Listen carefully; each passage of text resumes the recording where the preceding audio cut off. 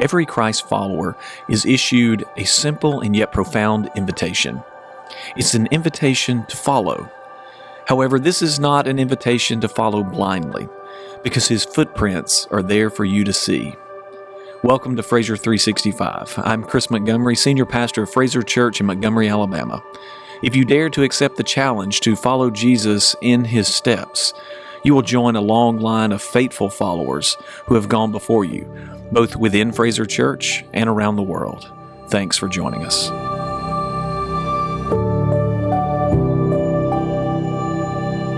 Welcome to day 23 of In His Steps. Today's title is Abraham Served Through Hospitality. Henry Nouwen said, "Hospitality means primarily the creation of a free space where the stranger can enter in and become a friend instead of an enemy."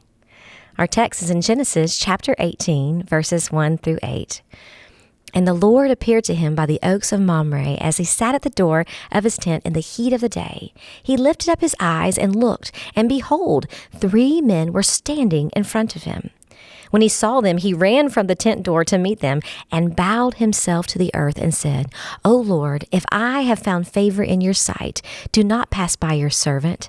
Let a little water be brought and wash your feet and rest yourselves under the tree while I bring a morsel of bread that you may refresh yourselves. And after that you may pass on, since you have come to your servant.'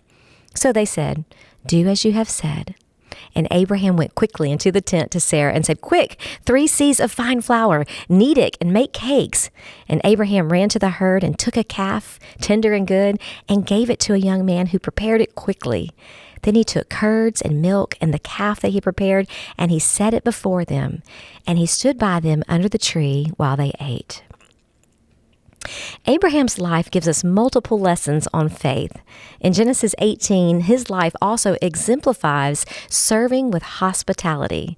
Victor Hamilton offers this explanation of Genesis 18. The emphasis here is on Abraham's solicitude as host. His actions were including giving water to his guests so they would wash their feet and offering them rest and food. Once they were refreshed, they may continue on their journey. Such hospitality in the ancient Near Eastern world would not be strange. Indeed, its absence would be strange and disturbing. The host is responsible for his guests' needs and safety as long as the guest remains under his roof.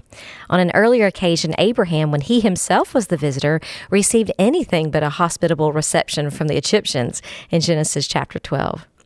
They accept Abraham's offer. "Very well, do as you have spoken." They eat. Like Joseph, who conceals his identity from his brothers, Yahweh and his angels concealed their identity from Abraham. He does not know that he is entertaining angels unawares, as Hebrews 13 tells us. John Walton adds even deeper insight. The bowing, foot washing, and offer of refreshment in the shade and a meal are all standard aspects of meticulous hospitality. Protocol required that the meal served to the guests exceed what was first offered. Thus, Abraham simply offers a meal, but what he orders prepared is freshly baked bread, a calf, and a mixture of milk and yogurt. The 3 seahs of flour, which was 20 quarts, used to make bread again, reflects Abraham's generosity to his guest. But what is particularly generous here is the fresh meat, an item not normally found in their daily diet. Trimper Longman III provides another detail concerning Abraham's hospitality. The emphasis on hurrying throughout this passage emphasizes urgency, and this, along with the quality of the food, demonstrates both Abraham as an excellent host and his recognition of the importance of his guest. He lets them eat while he attends to their needs, standing there by the tree.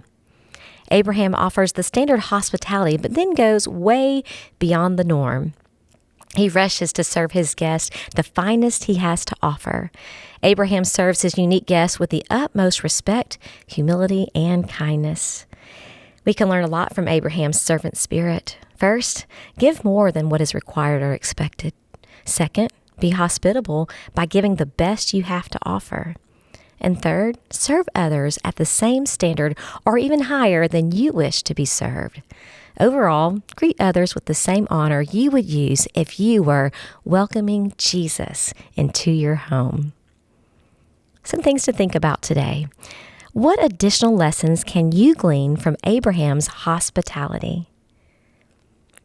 Why is it important that Abraham gave his guests the best he had to offer? Consider Hebrews 13 for your answer that tells us, "Do not neglect to show hospitality to strangers, for thereby some have entertained angels unawares." What are your thoughts on Henry Nouwen's quote from the beginning of today's devotion? May we all show hospitality today. Be blessed, my friend.